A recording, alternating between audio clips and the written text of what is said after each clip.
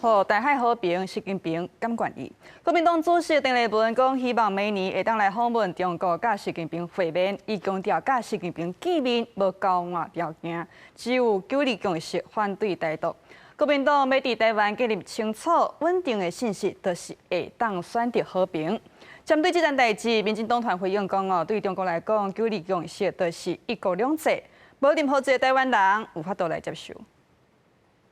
当连主席踏上中国大陆土地的那一刻，两岸的人心都不一样了。在那样子的一个2颗子弹之后的氛围底下，中国国民党还是做了该做的事。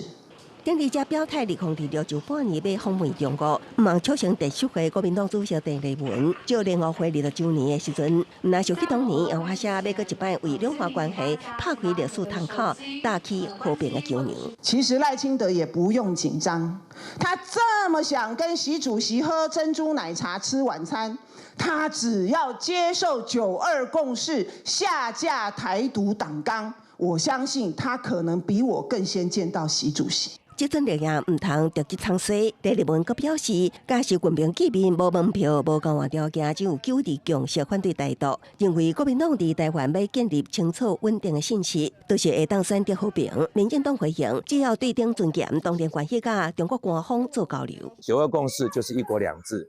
好，中共早就宣布了一国两制，在香港模式，台湾人都看得到香港的下场。因此，在台湾没有人会接受自己做不到的事情，还要叫别人去接受，这真的很可笑。随第10回真受注意，台大政治系民国教授民国正也点出，台海和平要相信习近平有淡薄上离谱。对此，邓丽文只简单的表示，认为无大的讲也无大的回复。公司新闻采访报道。